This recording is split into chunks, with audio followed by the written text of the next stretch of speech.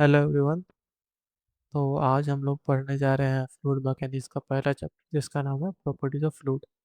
हम लोग एक रैपिड रिवीजन करेंगे जिसमें हम लोग सारे बेसिक फार्मूलेज जो है सारा कुछ देखते हुए आगे चलेंगे। इसमें हम लोग ज़्यादा कौन इस पे ध्यान नहीं देंगे, थ्योरी पे ध्यान नहीं देंगे, हम लोग न्यूमेरिकल करने पे ध्यान देंगे। न्यूमेरिकल कैसे करते हैं, उसका फार्मूले क्या है, डायमेंशंस क्या है, वगैरह वगैरह, यही सारी चीज़ों पर हम लोग ध्यान देंगे। ठीक है। इसमें हम लोग देखिए, इसमें पहले हम लोग का है, ये जो लेक्चर चलेगा उसका पहला पॉइंट है डेंसिटी या मास डेंसिटी। ठीक। उसके बाद है स्पेसिफिक ग्रेविटी या relative density, specific volume, specific weight, bulk modulus, compressibility, viscosity, surface tension, vapour pressure, capillarity and classification of fluids. ठीक है। तो इसमें सबसे पहला टर्म जो है वो है डेंसिटी और मास डेंसिटी। इसको हम लोग डिफाइन करते हैं, डेंसिटी को हम लोग कैसे डिफाइन करते हैं, इसको डिफाइन करते हैं mass of the fluid to the volume of fluid. इसका मैथमेटिकल एक्सप्रेशन है M by V, rho equal to M by V. ठीक है। इसका स्टैंडर्ड जो यूनिट है वो है केजी पर मीटर क्यूब, और सीजीएस यूनिट जो है वो है ग्राम पर सेंटीमीटर क्यूब, जिसको हम सीसी भी बोलते हैं। वाटर एट 4 डिग्री सेल्सियस जो होता है इसका डेंसिटी मैक्सिमम होता है। ये क्वेश्चन आपको पूछा जाएगा, पूछा भी गया कि डेंसिटी कितने डिग्री टेम्परेचर पर मैक्सिमम होता है। तो आपको ये याद रखना है कि डेंसिटी हमेशा जो होता है वो 4 डिग्री पे मैक्सिमम होता है। ठीक है। और इसके बाद यहाँ 1000 kg/m³ या फिर 1 ग्राम पर सीसी। ठीक है। और मरकरी जो था 13,600 kg/m³ या 13.6 ग्राम पर सीसी होता है at STP, standard temperature pressure. ठीक है। और एयर जो होता है वो 1.21 kg/m³ होता है। ठीक है। अब देखिए यहाँ पे आपको कभी भी पूछा जा सकता है कि डेंसिटी ऑफ आइस जो था वो ज़्यादा होता है वाटर से या कम होता है। तो यहाँ पे डेंसिटी ऑफ आइस जो वो कम होता है हमेशा वाटर से, due to hydrogen bonding. Water में ज़्यादा हाइड्रोजन बॉन्डिंग होती है तो उसमें डेंसिटी ज़्यादा होता है। ठीक है। देखिए इसका respect of pressure and temperature, density पे प्रेशर और टेम्परेचर का इफेक्ट पड़ता है। इफेक्ट ऑफ प्रेशर जो है उसमें सबसे पहला चीज़ था लिक्विड।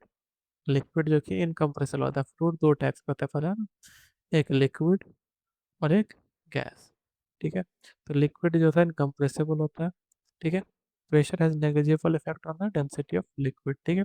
ऑलमोस्ट कांस्टेंट ही होता है, मगर आपको अगर कहीं कांस्टेंट ना दिया जाए ऑप्शन में, आपको इंक्रीजिंग मार्क के आना है। ठीक है। क्योंकि ये बढ़ता है। ठीक है। अब कैसे जो कंप्रेसिबल होता है उसमें से प्रेशर बढ़ाएंगे तो डेंसिटी बढ़ेगी। ठीक है।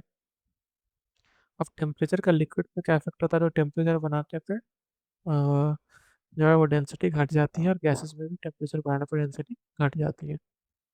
ठीक है। अब दूसरा टर्म है स्पेसिफिक ग्रेविटी या फिर रिलेटिव डेंसिटी। अब स्पेसिफिक ग्रेविटी एक रेशियो है density of fluid to the standard standard fluid का डेंसिटी। ठीक है।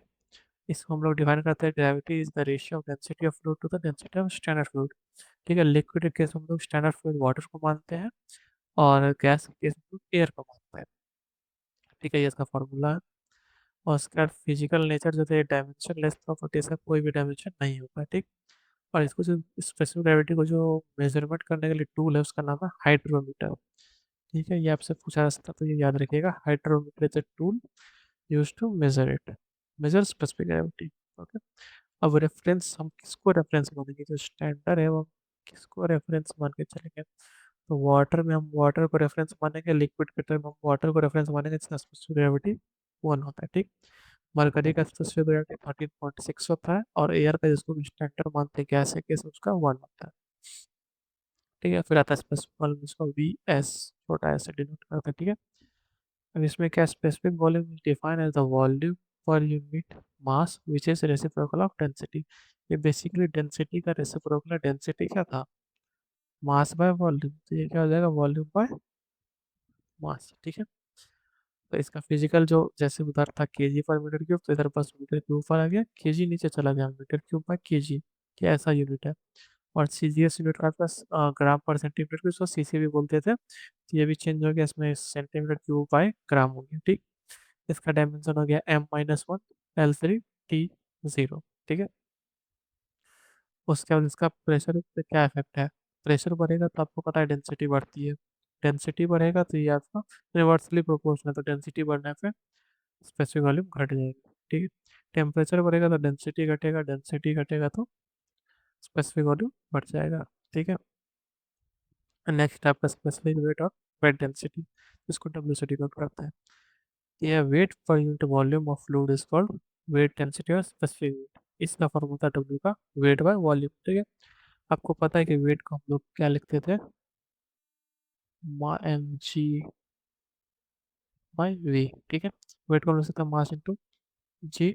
अब एम वी हमने पढ़ा था शुरू में कि इसको हम लोग क्या बोलते हैं, इसको बोलते हैं डेंसिटी। तो वही चीज़ है, यहाँ पे चेंज हो गया रो इंटू जी, ठीक है। अब उसके बाद आप देखिए की प्रॉपर्टीज एंड वैल्यू, इसका यूनिट जो था न्यूटन मीटर क्यूब होता है ऐसा है, 9 पर सेंटीमीटर क्यूब होता है सीजीएस। इसका डायमेंशन है M L minus one T minus two, M M L minus two T minus two. Okay, उसका इफेक्ट ऑफ प्रेशर क्या है, प्रेशर बढ़ेगा तो डेंसिटी बढ़ेगा, डेंसिटी बढ़ेगा तो आपका स्पेसिफिक वेट बढ़ेगा। टेम्परेचर से क्या होता है, टेम्परेचर बढ़ेगा तो डेंसिटी घटेगा, डेंसिटी घटेगा तो स्पेसिफिक वॉल्यूम स्पेसिफिक वेट घट जाएगा, ठीक है। उसके बाद बल्क मॉडुलस के या फिर कंप्रेसिबिलिटी बी। तो बल्क मॉडुलस के, इसको बोलते हैं the ratio of change in pressure to the volumetric strain. ये डेफिनेशन आपको याद रखने की, डेफिनेशन एज इट इज किसी किसी एग्जाम में राइट आपको स्टेटमेंट में पूछ लिया जाए कि बल्क मॉडुलस क्या होता है, तो आपको ये फॉर्मूला ना देके ये स्टेटमेंट पूछ लेंगे, तो ये आपको याद रहना चाहिए, ठीक है। इसका डायमेंशन था M one L minus one T minus two, ठीक है।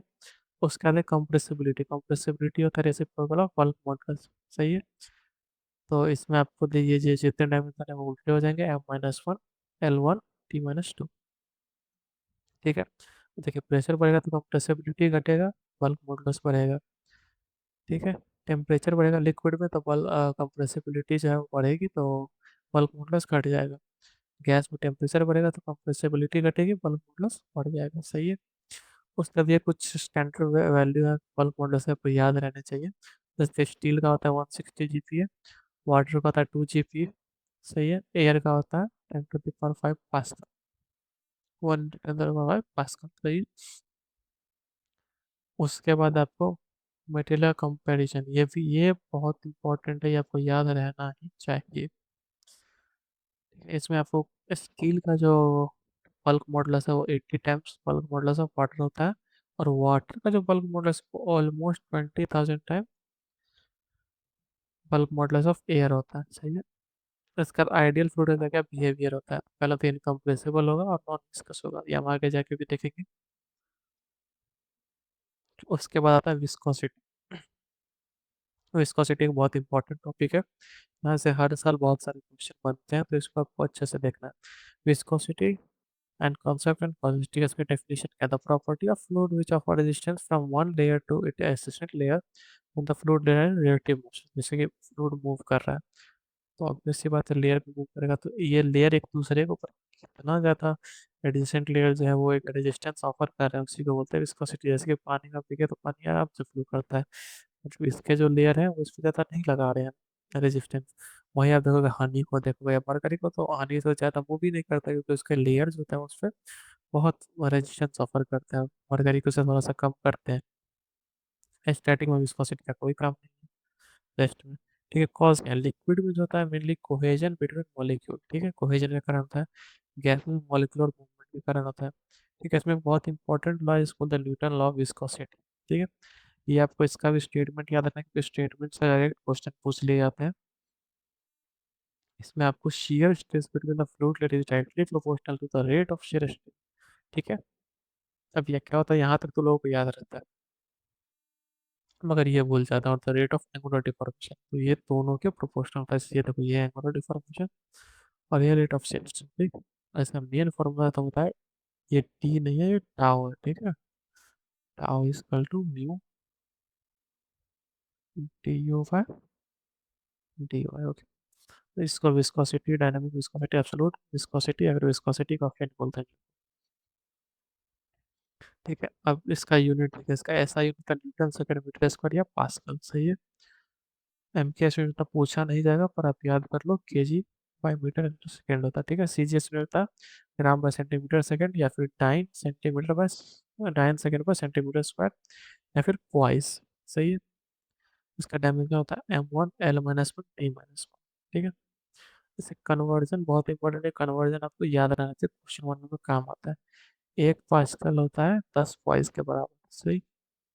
अब विस्कोसिटी एंड वैल्यू, विस्कोसिटी को मेरे करना, हम एक टूल यूज करते हैं, इसको बोलते हैं विस्कोमीटर। ठीक है, विस्कोमीटर का यूज करता है। विस्कोमीटर बहुत तरह का होता है, जैसे कि आपको Redwood viscometer, Engler viscometer, Saybolt, Ostwald, sphere, drop, capillarity tube, rotating splitter और फिश टाइप विस्कोमीटर, सही। अब इसमें स्टैंडर्ड वैल्यू क्या था, वाटर के लिए जो आप देखिएगा U का वैल्यू कितना है, विस्कोसिटी का 0.001 pascal second, which is equal to 0.1 CP। यहाँ पे CP आपको सेंटीपॉइस, सेंटीपॉइस, सही है। और मरकरी के लिए था 0.0015 पास्कल सेकेंड, यानी कि 1.5 सेंटीपॉइस, सही। एयर के लिए था 1.825 × 10⁵ ठीक है। अब एक कंपैरिजन, ये आपको याद रहना चाहिए कंपैरिजन। ये विस्कोसिटी ऑफ वाटर जो था वो कम होता है एच यानी मरकरी से, ठीक है। तो विस्कोसिटी ऑफ वाटर जो था वो अप्रोक्सीमेटली 55 टाइम्स होता है विस्कोसिटी ऑफ एयर होता है, ठीक। और उसका एक टर्म होता है काइनेटिक विस्कोसिटी को न्यू, न्यू से डिनोट करते हैं, ठीक है। ये है आपका रेशियो होता है विस्कोसिटी टू इट्स डेंसिटी, ठीक है। ये फिर इसको मोमेंटम डिफ्यूजिबिलिटी बोलते हैं, इसका होता है म्यू बाई रो, डायमेंशन है m0 L2 T-, सही। SI यूनिट मीटर स्क्वायर पर सेकेंड, फिर सीजियस यूनिट सेंटीमीटर स्क्वायर सेकेंड या स्ट्रोक्स। ये आप याद रखिएगा, स्ट्रोक्स ये काफ़ी बार पूछा जाता है, इसकी यूनिट क्या होती है पैरामीटर विस्कोसिटी है, तो आप स्ट्रोक्स पढ़ेंगे, ठीक है। कन्वर्जन फैक्टर था 1 मीटर स्क्वायर सेकेंड में 10⁴ स्ट्रोक्स होता है, और 1 मीटर स्क्वायर सेकेंड में 10⁸ 8, 10⁻6 सेंटी स्ट्रोक्स होते हैं, ओके। और एक स्ट्रोक्स बराबर 100 सेंटी स्ट्रोक्स होते हैं, सही है। अब आगे effect of pressure and temperature kinetic viscosity, ठीक है। आप देख सकते हैं सब लिखा हुआ, प्रेशर टेम्परेचर कैसे इफेक्ट करता है। मेन यहाँ पे स्टैंडर्ड वैल्यू, ठीक है। काइनेमिक विस्कोसिटी, डायनेमिक विस्कोसिटी, तो काइनेमिक विस्कोसिटी ऑफ वाटर कितना, 1 × 10⁻⁶मीटर पर सेकेंड, और इसमें 1 सेंट या फिर 1 सेंटी स्ट्रोक, सही है। मरकरी, मरकरी का होता है 0.1 × 10⁻⁶मीटर स्क्वायर पर सेकेंड, या फिर 0.11 सेंटी स्ट्रोक्स, और एयर का 15 सेंटी स्ट्रोक्स होता है। अगेन यहाँ पे आपको एक कंपैरिजन दिख रहा है, इसको आपको याद कर लेना कि डायनेमिक काइनेमिक विस्कोसिटी जो था वाटर का ज़्यादा होता है, सही है। और एयर का ये ज़्यादा होता है वाटर से, जो कि ऑलमोस्ट 15 टाइम्स ज़्यादा होता है, ठीक है। तो यहाँ पे हमने देखा था पीछे कि यहाँ पे हमने क्या देखा था, ये इधर से ऊपर रहते कि वाटर का इसमें कम था और इसमें वाटर का ऑलमोस्ट 55 टाइम्स था, सही है। अब इस ये डायनेमिक और काइनेमेटिक में जस्ट उल्टा हो गया, एयर का 15 टाइम्स वाटर हो गया, और वाटर जो है चीज़ से ज़्यादा डायनेमिक विस्कस होता है। उसका आता है सरफेस, सरफेस टेंशन एक प्रॉपर्टी है फ्लूइड का, जो उसका सरफेस को मिनिमाइज, जैसे मिनिमाइज करने का हमेशा ट्राई करता है, ठीक है। जैसे आप देखोगे ड्रॉपलेट जो आता है वो इस तरह से कुछ आता है, तो अब क्या है, यहाँ पे सरफेस एरिया जो पहुंच जाता है, ठीक है। सरफेस एरिया कम करने के लिए क्या करता है, वो हर तरफ से फोर्स लगाता है, जिसको स्पेरिकल शेप देता है ड्रॉप को, ठीक है। अब देख लो आप, जैसे कि ये minimise surface area drop naturally become spherical, ठीक है। इसके बाद एक कॉजेज क्या होता है, तो सरफेस टेंशन का सिर्फ एक ही कॉज है, वो है अनबैलेंस कोहेशन या कोहेशन, ठीक है। इसमें अडेशन का कोई यूज नहीं। कोहेशन क्या होता है, देखो कोहेशन होता है attraction force between the same type of molecule, जो सेम टाइप ऑफ मॉलिक्यूल में हो बॉन्डिंग, उसको हम लोग क्या बोलते हैं, इसको हम लोग कोहेशन बोलते हैं। अडेशन होती है अट्रैक्शन, अट्रैक्शन फोर्स जो होता है डिफरेंट टाइप ऑफ मॉलिक्यूल, इसमें से वाटर वाटर हो गया, इसमें वाटर ग्लास हो गया, सही है। और फॉर्मूला होता है सरफेस टेंशन का F/L, फोर्स बाय लेंथ, ऐसा ही न्यूटन मीटर, इसका न्यूटन, इसका मीटर। तो ये MKS यूनिट होता है kg/सेकेंड स्क्वायर, CGS यूनिट 10 सेंटीमीटर, और इसका डायमेंशन होता है M L0 T-, सही है। अब कन्वर्जन और पैथन के साथ 1 newton metre equal to 10⁻³ 9 centimetre होता है, ठीक। अब इम्पोर्टेंट पॉइंट क्या है, देखो इस अब इसको किससे मेजर करता है, टेंसनोमीटर से मेजर करता है, ठीक है। और ये हमेशा फ्लूइड के इंटरफेस पे लगता है, ये चीज़ याद रखिएगा। तो विस्कोसिटी को विस्कोमीटर से करते हैं, इसको टेंसनोमीटर से करते हैं। इन्वायरमेंटल इफेक्ट का टेम्परेचर बढ़ाने पे सरफेस टेंशन घटता है। डिटर्जेंट और केरोसिन का सरफेस टेंशन कम होता है। और शुगर और सॉल्ट का सरफेस टेंशन ज़्यादा होता है। ठीक। अब यहाँ पे जो सरफेस टेंशन है वाटर का एयर में वो 0.073 न्यूटन मीटर होता है, और मरकरी का एयर में होता है 0.465 न्यूटन मीटर। ठीक है। अब इसके बाद देखो सरफेस टेंशन लिक्विड ड्रॉप और एयर बबल पे जो होता है हम एक्सेस प्रेशर कैसे निकालेंगे। तो इसका फॉर्मूला होता है लिक्विड ड्रॉपलेट के लिए 4 सरफेस टेंशन/d। और अगर इसको रेडियस में लिखेंगे तो इसको बस हाफ कर देंगे तो 2 सरफेस टेंशन/r हो जाएगा। सोप बबल पे हम लोग का फॉर्मूला होता है 8 सरफेस टेंशन/d और 4 सरफेस टेंशन/r। और लिक्विड जेट तो होता है 2 सरफेस टेंशन/d और सरफेस टेंशन/r। सही है। अब इसका कैपिलैरिटी देखो। इसमें क्या होता है कि अगर कोई कोई भी ट्यूब है जिसका डाया 1 सेंटीमीटर से कम है, ठीक है, और उसको अगर हम लोग इमर्स करते हैं, अगर उसको हम लोग इमर्स कर देते हैं फ्लूइड में, तो फ्लूइड इसमें राइज करेगा, फ्लूइड इसमें फॉल करेगा। ठीक है, तो ये फॉल फिनोमेना होता है। और ये फिनोमेना को कैपिलैरिटी बोलते हैं। कैपिलैरिटी एडेशन और कोहेजन दोनों चीज़ों की वजह से होता है। ठीक है। एक होता है कैपिलरी राइज, कैपिलरी फॉल। देखो if liquid rises in the tube, अगर लिक्विड राइज कर रहा है कैपिलरी राइज बोलेंगे, इसमें एडेशन ज़्यादा होगा कोहेजन से, इसको कैपिलरी टेंशन भी बोलते हैं। कैपिलरी फॉल का मतलब है कि लिक्विड फॉल कर गया, इसमें कोहेजन एडिशन से ज़्यादा होगा, इसको कैपिलरी डिप्रेशन बोलते हैं। सही है। और कैपिलरी राइज का एक फॉर्मूला होता है जिसको हम लोग बोलते हैं 4 surface tension cos θ/ρ g d। अब रो जी, ये देखा था हमने कि ये डब्ल्यू का फॉर्मूला होता है, तो यहाँ पे 4 से surface tension cos θ/w d ये भी यूज़ कर देते हैं, जो कि स्पेसिफिक यूनिट इसको बोलते हैं। से अब यहाँ पे मेन बात है कि थीटा कहाँ से मिलेगा। थीटा का वैल्यू तो कहीं दिया नहीं है, तो थीटा का वैल्यू यहाँ से मिलेगा कि आपको वो क्वेश्चन में देगा कि pure water and glass clean glass है, या फिर बोल देगा कि लिक्विड वेट हो चुका है सॉलिड सरफेस से। सही है। इसमें थीटा का वैल्यू हम लोग 0 लेंगे। ठीक है, तो बोल देगा केरोसिन एंड क्लीन ग्लास है, केरोसिन और क्लीन ग्लास है, लिक्विड जो मॉडरेटली वेट हो गया, ये दोनों में कोई एक चीज़ देगा, तो इसमें आप 26 डिग्री लेंगे थीटा का वैल्यू। फिर आपको मरकरी एंड क्लीन ग्लास दिया, इसमें लिक्विड इज नॉट वेट हो रहा है, तो 128 से 132 डिग्री आप थीटा का वैल्यू लेंगे। सही है। अब एक आता है दो पैरेलल प्लेट, यानी कि दो ऐसे पैरेलल प्लेट लगे हैं। सही है। अब इसके बीच में कितना कैपिलरी होगा, तो वो सीधा इसका आधा हो जाएगा, पहले कैपिलरी था उसका हाफ हो जाएगा। तो आप तो देख ही रहे हैं इस दोनों के बीच में रिलेशन क्या है, तो ये जो होता है वो डबल होता है और ये हाफ होता है स्लिट। तो प्लेट होता है वो आधा होता है कैपिलराइज। सही है। अब उसके बाद क्या है क्लासिफिकेशन ऑफ फ्लूइड।